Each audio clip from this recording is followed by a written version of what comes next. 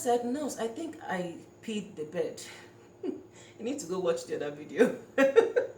I don't know what to do. I'm just a novice, like a virgin. So she said, "Okay, let me check you." So she checked. She was like, "I think your water broke." I was like, "Huh? Is that how it feels?" This is my second baby, and this is what I'm.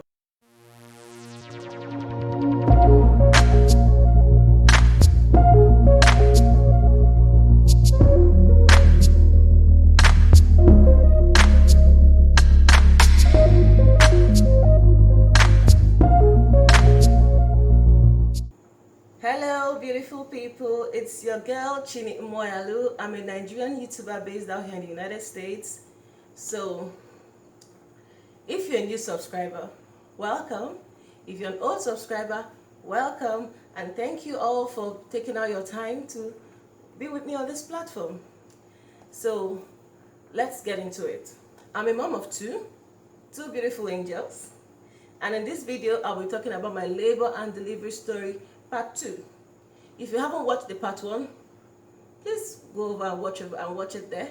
It should be somewhere on the screen. If not, I'll leave a link down in the description box. So if you're a new subscriber, welcome. If you're a returning subscriber, welcome. And thank you all for being here with me today. Moving on. So pregnancy is beautiful, don't get me wrong. It's lovely.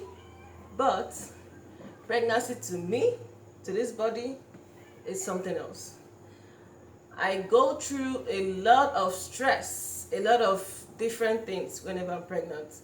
But who am I to say no? I wanted to get pregnant. God blessed my womb. He gave me these joys, so I can't complain. Anyways, pregnancy, first trimester, it all came with everything. I was nursing my first child, and I took in for my second child, and I continued nursing till she was a year, and she was about 15 months when I stopped nursing her. So, but it was during the coronavirus era, There wasn't a lot of options for us. I didn't go to the hospital till about 4 months into my pregnancy. You couldn't go, you only had to just call on the phone. So I didn't bother calling on the phone. I just knew that my first pregnancy I had preeclampsia. I was also placed on iron tablets, supplements. So I just started taking the iron supplements and my prenatal vitamins and all that stuff, eating right, but I couldn't eat right. I couldn't. I was strained up here and there. There were a lot of pains. I had the same pains I had in my first pregnancy. If you haven't watched the other video, go back and watch the other video. I talked about the pains. But this time around, the pains kept coming like every week or sometimes 2 weeks apart. And when it comes, it was so bad. And I couldn't do anything about it, And I also had this aversion to plantains. And if you know me very well, I love plantains. Like, I love plantains, especially bole. Bole is a Nigerian delicacy that's roasted plantain, roasted ripe plantains or unripe plantains, but I love the semi-ripe with fish, and still, oh my goodness, oh Nigeria, I miss home though. So, but I didn't want to even perceive plantains. Even in my first pregnancy, I hated the smell of plantains. I hated oatmeal. And even in this pregnancy, same thing happened. I just hate oatmeal. I hate plantains. Don't get it close to me. But it was all those other things, throwing up and pains, here and there, spotting and all those other things. But we thank God, I was so scared. This time around, there was no hospital. And even in my first pregnancy, I didn't know what they were talking about. You need to watch that video and have a good laugh. So, 4 months came, I had to eventually go to the hospital. And with the coronavirus thing, you had to be on a mask. You couldn't come in with anybody and all that. So it was just tiring, I had to start going to the hospital, and I got assigned to a doctor, an OBGYN. They started monitoring me, and I had to, they had to pull up my records, and they found out I had preeclampsia in my first pregnancy, so they had to start treating me on this pregnancy so that I wouldn't have the same preeclampsia. So one of the treatments was I was placed on baby aspirin, and the baby aspirin made that previous pain I was having that came back in this pregnancy, made it very, very worse. So I had to stop it. And prior to pregnancy, I had ulcer, but I treated the ulcer. So I don't know why this pain came, and it feels like ulcer, but it's not ulcer. I've even gone for an endoscopy, gallbladder, and they said nothing. So I really don't know what is going on, because even after the pregnancy, even after this baby, I started having the pains. But we'll see. So I got to the hospital, they placed me. I told them, I got back home, I took the drugs, and I started noticing the pain. I called my OB/GYN and I told her, and she said, okay, lay it off to when you come in for your next visit. So I went in for my next visit, and we spoke and all that. I told her, doc, I've already stopped it too, and I'm not going back on it because I don't want to die. The pain, oh my goodness, pain that when it comes, you can't breathe, you can't move, you can't just do anything. I'll just be like, get this baby out of me. For what now? I can't. My dears, my eyes saw my back. My eyes saw the back of my head. But I thank God still, we came out alive. So when it came to the second trimester, we were already approaching the cold period, I think winter, a bit. It will. Everywhere was just something. So, and my baby girl, she was still, a toddler, so it was really, really hard being pregnant with a child that's just there walking and all those things. You have to bend to pick up things after her. So the pain was just so. I had a lot of pelvic pains, and it's still there till now. I still, try to get myself sometimes, but what we're going to do? And even during the pregnancy, I had to do my white wedding. I had my white wedding in November. So everything, I couldn't even walk. I was on flats all through for my wedding. I couldn't even walk, talk less of being on heels. I just knew that I had to just move. I had to get it done. Even the Reverend Father that was officiating our wedding mass was like, I shouldn't bother standing up again. I should just remain sitting. So I had to sit all through. Baby was there. And my first pregnancy, my baby weighed 10 pounds. And this one, I was doing everything I can not to allow him get big, because obviously I have big babies. And I wasn't even eating. I wasn't eating so much. I couldn't eat. I couldn't even keep food down. But the tummy was just growing. So the baby was, eating from me. That was why I had to stop breastfeeding too. But down to the D-Day, when I got to about 8 months pregnant, I was already telling everyone that wanted to listen to me in the hospital, please, can we fix the date for an induction? And me, I'm tired, and I'm not ready for all these strong things that women do. Kudos to you all ladies that do all that. I swear, you are the real MVPs. Both the cesarean mamas, the vaginal birth mamas, induction mamas, any form of delivery you have, you guys are the real MVPs. But this is my own body. This is what I choose to do with it. I wanted to just be induced and get my baby out. But I was so tired. I couldn't walk. I couldn't sleep. I couldn't even roll over. I was waddling. From 7 months, I was waddling because I got married at 7 months pregnant. So it was just waddle. I wasn't comfortable in my own body. But don't get me wrong, I was so happy that I'm having my own baby boy. The day they did the scan and told me it was a boy. Oh my goodness, it was just out of this world. I was like, thank you God, I have a son, I have a girl, finished. But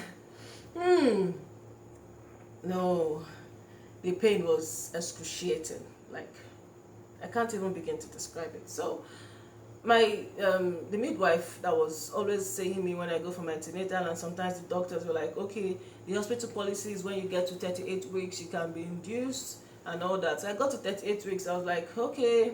They said at 37 weeks, they said I was 1.5 centimeters dilated. So I was eating dates, I was taking red raspberry tea, I was taking evening primrose just to get me dilated enough. And I was like, oh my goodness, I'm getting there. Maybe by the time I get to the hospital, say you've gone to 2 centimeters and the pain. And I was watching a lot of YouTube videos. Some got to 2 centimeters and they were dilated. Some people were doing this, one brew like that.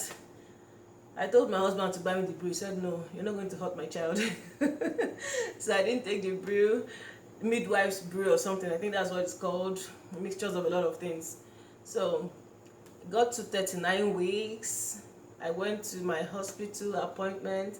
So they gave me a number to call and all that. So I called the number on a Saturday morning, and they said, okay, we're going to have to call you back, that there is no space yet for you to come in and all that. I said, okay. I kept on waiting for this call. I was so impatient. I was beside my phone. I couldn't sleep. I was just like, they haven't called. I check again. They haven't called. I started calling them. Like, Mama, we know that you are in a hurry. Don't worry, you're going to come in. So it was around 5 p.m. No, around 4. So they called us that we can come in. So my husband was like, okay, let's just go for evening mass. So went for evening mass around 4. The mass was starting around 5:30 p.m. We went for evening mass. The Reverend Father blessed me after the mass. We got to the hospital. My daughter's godparents came because we can't come in with any other person. Even your support person can't even be there too much because of the coronavirus, and they have to check him for, they have to do the COVID test. So he came in and they showed him my room, and he left. He had to go pick up my our baby girl from her godparents' home and take her home. So I was now left back in the hospital alone. They came in and did the COVID test. I came out negative. That COVID test was something else. I just, no, I'm not going to do that again. So they did the COVID test. Everything came out negative. Then the induction started. So if you haven't watched the first video, please go and watch it. So when they came in for it, you remember in the first video I said I didn't go for antenatals, and this one too, there was no antenatals because of the COVID era and all those things. You couldn't, a lot of things were closed off. You have to watch it online. And sis, bro, I'm not about to watch that online because I don't know what they're talking about. Or you have to book for a one-on-one session. It's too much. And I was watching YouTube. Even YouTube didn't prepare me for what I was going to see there. So we got in. They came and the nurse gave me a drug to put under my tongue, and she told me I should try and get some sleep. Your girl wasn't about to sleep. I was busy watching movies. I couldn't sleep. My child wasn't with me, My hubby was at home with her, so I just couldn't sleep. And this was the first time ever that I'm going to be away from her. So I was just there, and she came in after 4 hours to check, I think. To check, she was like, okay, you're getting there. You're about 2 centimeters. I said, just 2 centimeters. Okay. They gave me another one. They gave me the second one. By the time it got to an hour, I started feeling some kind of way. I was feeling some kind of pains. I was like, no. She came in because they monitor you from their station. So she came in and said, Mama, you're having kind of contractions. I was like, I'm feeling somehow. So she said, okay, the drug, have you started feeling kind of, I said, not much. She said on a scale of 1 to 10, I was like about 2, 3. She said, okay. Then she administered another one. Oh, that was when the crazy now came. I thought I could do this. Oh, I said, okay, please, can I have an epidural? I'm just 4 centimeters dilated, and I'm already feeling this kind of way, and I have 6 more to go. You have to get to 10. So at 4, I'm already feeling like this. I now thought about my sisters back home in Nigeria that have gone all the way, and my mom and all the other women in the world that have gone all the way. I was like, man, I can't do this. Please, I need an epidural. I said, yes. They had to get the epidural person, and he came and administered the epidural, and I relaxed. Next thing, so the nurse came and was like, it's already early in the morning, that her shift is over, so she has to start going. I said, okay, thank you so much. So another nurse came in, took over. And when the other nurse came, remember I said I was on a epidural, so I didn't know what was going on. And she was trying to change a lot of things, take out the towels and all the things I used last night.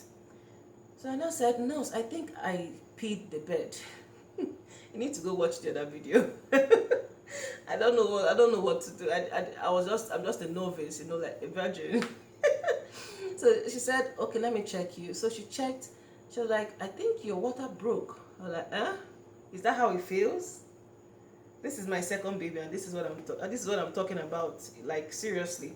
She was like, is this your first baby? I said, no, this is my second. I said, no, the first one, they had to help me break the water. So she said okay, and the water was flowing. I was like, wow, I was enjoying the feeling.